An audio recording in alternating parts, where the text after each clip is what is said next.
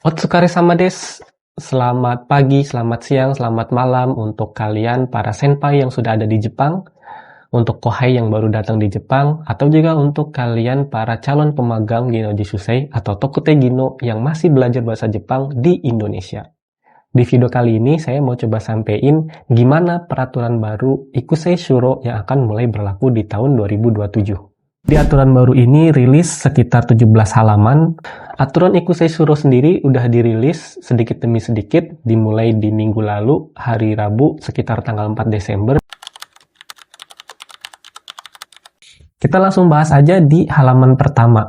Baik itu sistem Gino Jisusei pemagangan ataupun sistem Ikusei Shuro nanti tetap punya dua skema.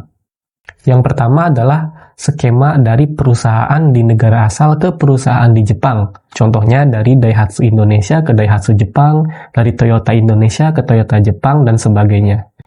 Skema ini sangat-sangat berbeda, karena nggak perlu yang namanya LPK, KUMIAI, dan sebagainya. Jadi yang pertama, para pelamar kerja Gaikokujing masuk ke LPKSO, Okuridashi Kikang. Okuridashi Kikang bekerja sama dengan KUMIAI atau yang nanti akan disebut Kanri Shien Kikang. Kanri Shien Kikang inilah yang akan mempromosikan kepada perusahaan untuk bagaimana mempekerjakan tenaga kerja asing. Kanri Shien Kikang atau yang biasa dikenal KUMIAI ini bekerja di bawah Gaikokujing Ikusei Shuro Kiko, yaitu semacam lembaga pengawas tenaga kerja asing yang berada di Jepang. Dari skema besar keseluruhan ini, pasti kalian selalu punya interest ketika saya membahas tentang KUMIAI. Disclaimer dulu, saya juga bekerja di KUMIAI. Kanri Shien Kikang no Yoken no Genkakuka. Jadi ada pengetatan terhadap Kanri Dantai atau KUMIAI. Yang pertama, perizinan KUMIAI akan di-highlight 3 poin penting. Tidak boleh memiliki skup kerja, tidak boleh memiliki market yang lebih tinggi dibanding dengan kemampuannya. Yang kedua, Kanri Shien ini boleh menyelenggarakan Ikusei Shuro dengan minimal memiliki customer sebanyak 2 perusahaan. Mungkin kalian lebih sering ngedenger, percuma sodang atau konsultasi ke KUMIAI. KUMIAI sama perusahaan sama-sama aja pengurusnya. Nah, itu dia. Sebenarnya KUMIAI adalah sebuah organisasi, asosiasi, bisnis dari beberapa perusahaan, di mana perusahaan-perusahaan yang terdaftar di sebuah KUMIAI nantinya boleh menerima tenaga kerja asing. 2 perusahaan bergabung membuat sebuah KUMIAI di mana direksinya perusahaan sama dengan direksi ke KUMIAI, sehingga akhirnya di situ sering terjadi konflik kepentingan. Tetapi untuk Ikusei Shuro nantinya, meskipun di sini tidak tertulis, 2 perusahaan yang membentuk KUMIAI ini tidak boleh menempatkan direksinya di KUMIAI, sehingga nanti tidak ada konflik kepentingan. Misalkan ada masalah nih di pemagangnya, di Ikusei Shuro-sei-nya nih, tapi dia juga direksi di Kanri Shien Kikang-nya. Ya, otomatis nggak bakalan dibela dong dari tenaga kerja asingnya.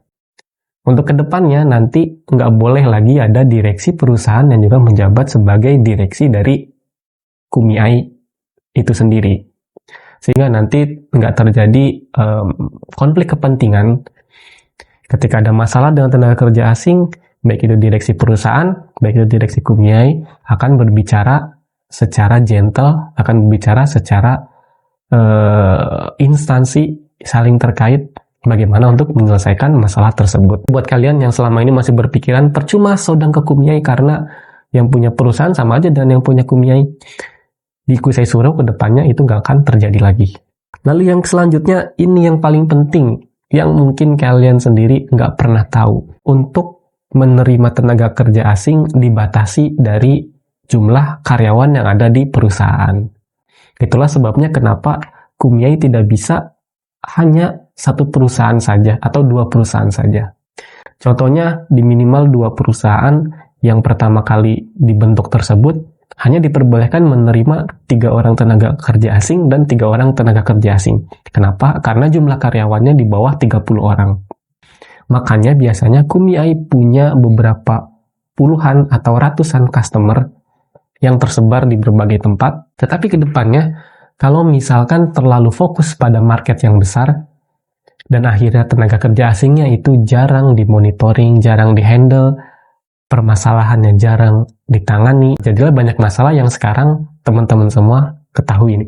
Kalau selanjutnya, Kanri Shienkikang atau Kumiai ini akan dibatasi jumlah berapa tenaga kerja asing yang boleh diterima di Jepang. Contoh tergampangnya adalah, misalkan dari Kumiai hanya punya 5 karyawan, termasuk dengan direksinya. Di skema Ikusei Suro ini, per 1 orang dibatasi 40 orang yang bisa ditangani.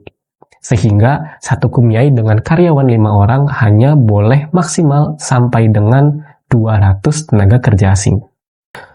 Kalau di skema pemagangan Ginno Jisusei sekarang ini, yang banyak saya ketahui, jumlah karyawan Kumiai di bawah 5 orang sebanyak 60%. Hanya 40% saja yang punya karyawan di atas 5 orang. Dan juga karena marketnya itu nggak dibatasin, makanya Kumiai dengan skema karyawan 5 orang tersebut, include dengan direksinya, punya tenaga kerja asing di berbagai perusahaan, di berbagai prefektur, sejumlah 1.000 atau 2.000. Sehingga otomatis tidak bisa tertangani dengan baik. Bagaimana 5 orang tersebut bisa keliling berbagai prefektur minimal 3 bulan sekali untuk audit, dan minimal 1 bulan sekali untuk monitoring ke tenaga kerja asingnya. Itu nggak masuk akal banget. Coba kalian cek deh di Kumiai kalian. Contohnya misalkan lagi ada monitoring, kalau di Kumiai sendiri berapa ya karyawannya saat ini? Itu yang nanti akan menentukan seberapa layak Kumiai kalian untuk bisa menangani sejumlah berapa orang tenaga kerja asing. Di video-video selanjutnya nanti kita akan coba bahas dari bagaimana pengetatan di LPKSO Okuride Shikikang, bagaimana pengetatan di tenaga kerja asing, dan juga bagaimana pengetatan di perusahaannya sendiri. Sampai ketemu di video berikutnya.